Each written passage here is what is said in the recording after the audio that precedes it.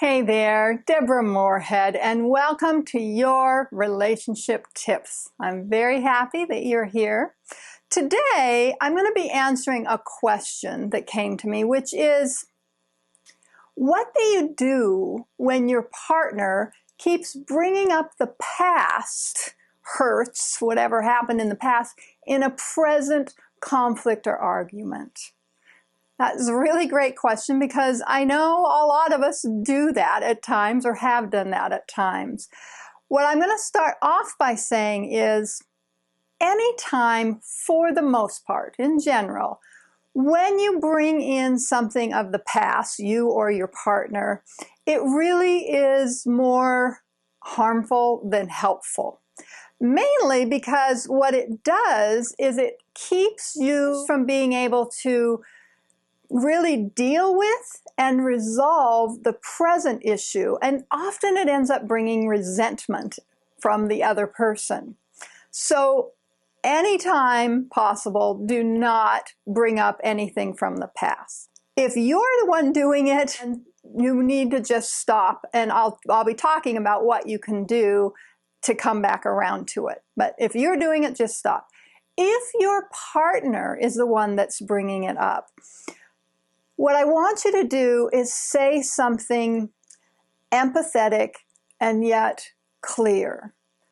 Like, I can tell that, whatever that is, I can tell that that is really bothering you and you're still hurt by it. And it's important to me that we sort through that. Let's schedule a different time to talk about that so that we can finish what we're talking about now. Play with it, those are my words, but you want to say something empathetic because if they're bringing it up, there's still some hurt or something unfinished. But play with that and say something like that to your partner. All right, so when you have scheduled that other time, a calm time, not in the midst of a conflict, what you want to do is create, ideally, what I call a full relationship repair.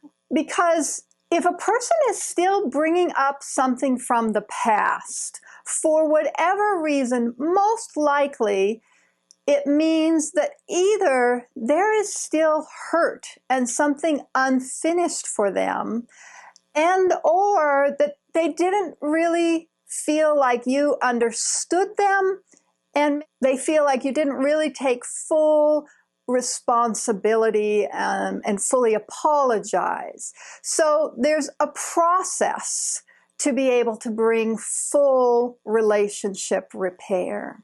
There's about 5 steps, and I'm going to really briefly go over what those are.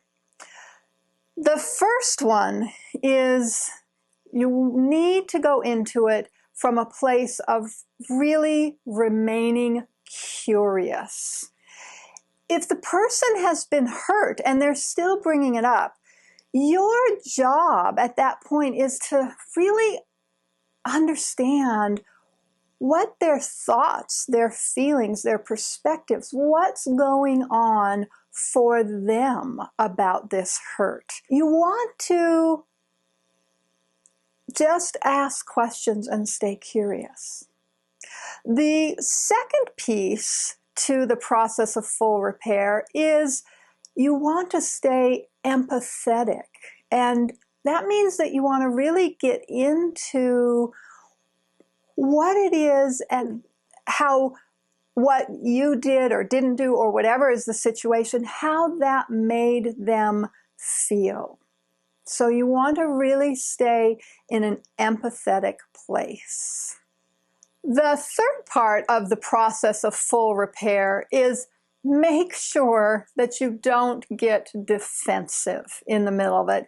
If they're really hurt, they may say stuff that might trigger you. If you need to, take a bathroom break, calm yourself down, take a time out, but don't get defensive. Remember, you're staying curious, you're staying empathetic. You really want to understand what is going on for them. If you get defensive and start going, well, if you hadn't done this, then this wouldn't have happened, and I wouldn't have done that, then you've basically stopped the process of repair. So be very careful not to get defensive. I know that's easier said than done.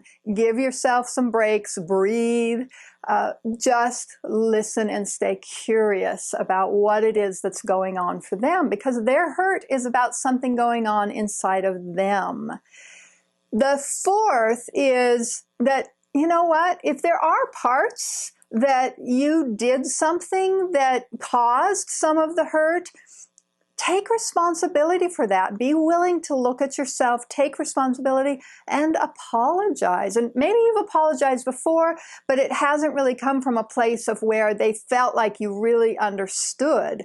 So when they feel like you understand and then you put your apology on top of that, then they feel like you really get it and that the apology is more sincere. The last piece, and before you jump into this, you've got to make sure that the other person is feeling finished. Don't move on until the other person is feeling finished.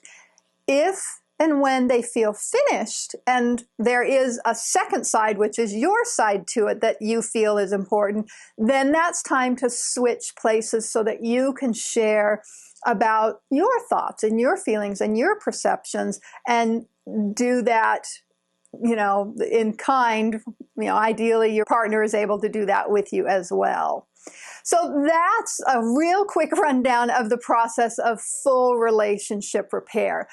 The bottom line that I want you to hold on to, and hold on to this anytime when you're dealing with conflict, whether it's past hurts or present ones that you're dealing with, is make it a win-win.